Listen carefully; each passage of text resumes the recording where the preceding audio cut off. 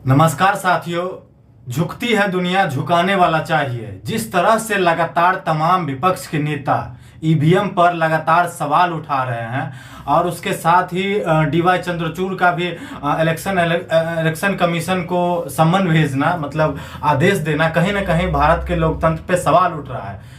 जब कहा जाता है, जब बीजेपी के जो तमाम नेता है वो कहते हैं कि जो ईवीएम में कोई गड़बड़ी नहीं है, तो जब गड़बड़ी नहीं है तो जब ईवीएम पे सवाल उठता है तो तमाम विपक्ष के नेता जब सवाल उठाते हैं तो बीजेपी को इतना बुरा क्यों लगता है। अभी हाल ही में 5 राज्यों का चुनाव हुआ है, उसमें रिजल्ट भी आया है। जिस तरह से राजस्थान में हुआ है, लगातार तमाम राज्यों में जो हुआ है, ईवीएम कहीं और है, ईवीएम को होना कहीं और था लेकिन मिला कहीं और है।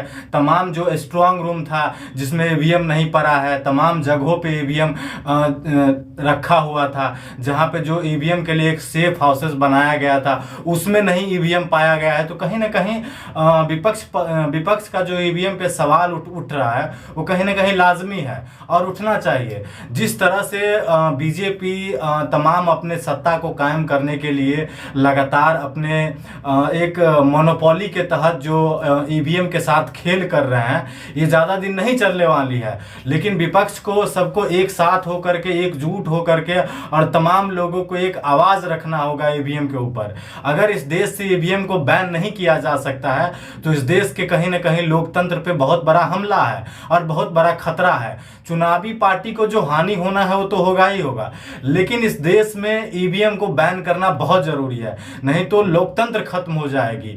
और ऐसा भी हो सकता है, आपने सतपाल मलिक जी का भी स्टेटमेंट सुना होगा कि उन्होंने कहा है कि अगर लगातार जिस तरह से ईवीएम से वोटिंग हो रही है, अगर ऐसा होता रह गया तो ईवीएम से जैसा वोटिंग हो रही है इसमें 24 के बाद हो सकता है कि चुनाव होने का मतलब ही ना रहे।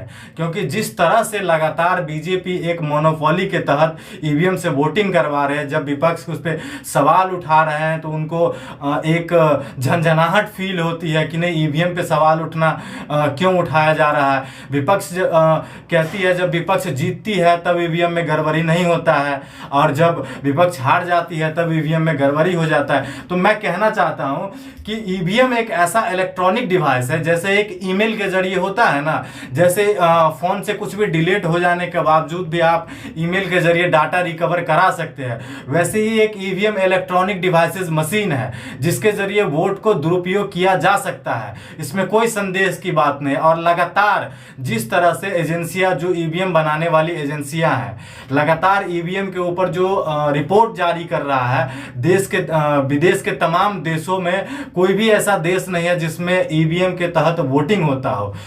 यहां तक कि जिसने ईवीएम को बनाया है वो भी अपने देश में ईवीएम को बैन कर रखा है और ईवीएम को इस देश में लाने वाले कांग्रेस ही थे।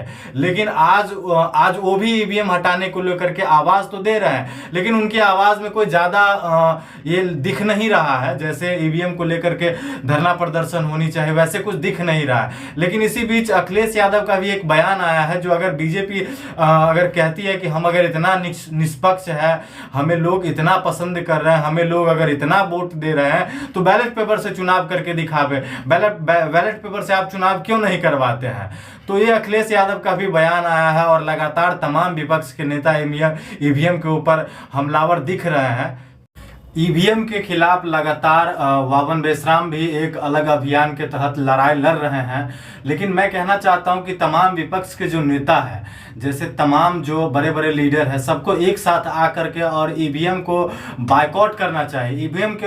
ईवीएम के लिए तो लड़ाई लड़ा जा रहा है, लेकिन सब लोग अपने अपने अलग अलग प्लेटफॉर्म से लड़ाई लड़ रहे हैं और जिसका किसी को बेनिफिट नहीं मिल रहा है। और इसका डायरेक्ट फायदा अगर उठाती है तो वो बीजेपी है। और बीजेपी का अपना एक अलग मोनोपोली है, वो अपने एक भी मौका को फायदा में दिखाती है। आपने मध्य प्रदेश चुनाव के दरमियान भी देखा होगा कि ईवीएम कहीं ना कहीं शमशानों में मिल गया है, जहां तहां ईवीएम फेंका गया है। तो कहीं ना कहीं इस देश में जरूर ईवीएम बैन होना चाहिए। और तमाम जो नेता है, जैसे राहुल गांधी जी हो गए, उनको भी ईवीएम के खिलाफ लड़ाई लड़ना चाहिए, रोडों पे आना चाहिए, दिखाना चाहिए। क्योंकि एक ईवीएम एक ऐसा मशीन है जिसके आसानी से उसे कंट्रोल किया जा सकता है। जैसे अगर आप कहीं भी अगर आप टीवी देख रहे हैं तो उसका रिमोट होता है, आप टीवी को कहीं और रख सकते हैं लेकिन रिमोट आपके पास हो तो आप उसे पूरी तरह से कंट्रोल कर सकते हैं। जब आईफोन इस देश में हैक हो सकता है, आईफोन जब इतने बड़े सिक्योरिटी के चीज होते हैं लेकिन फिर भी उसे हैक किया जा सकता है, तो तमाम इलेक्ट्रॉनिक डिवाइसेस है जो हैक किया जा सकता है, उसे कंट्रोल किया जा सकता है। इसमें कोई मतलब ये दो मत वाली बात नहीं है। तो मैं तमाम विपक्ष के नेताओं से कहना चाहता हूं कि वो रोड पे आए, ईवीएम को बाइकआउट किया जाए और इस देश में वही अमन चैन की तरह से फिर से बैलेट पेपर के ऊपर चुनाव करवाया जाए। जितने सारे देश ने ईवीएम को बनाया है, कहीं ना कहीं किसी देश में ईवीएम से चुनाव नहीं हो रहा है। सिर्फ एक इंडिया ही है जहां पे ईवीएम से वोटिंग किया जा सकता है। यहाँ की जहां तक कि जापान ने भी ईवीएम को जन्म दिया है, लेकिन ईवीएम से वोटिंग करवाना वो लोग सही नहीं मानते हैं। उस देश में ईवीएम बैन है। अमेरिका में भी ईवीएम बैन है, वहां पे बैलेट पेपर से चुनाव होता है, जो कि समझ सकते हैं आप अमेरिका के जो टेक्नोलॉजी है जिसके सामने इंडिया कुछ भी नहीं है। तो उस देश ने भी कहीं ना कहीं ईवीएम को बैन कर रखा है। पूरी वीडियो पर आप लोग अपने अपने प्रतिक्रिया जरूर दें। आप लोगों की प्रतिक्रिया हमारे लिए बहुत महत्वपूर्ण होता है। तब तक बने रहिए, अगले वीडियो में आप लोगों से फिर मिलते हैं।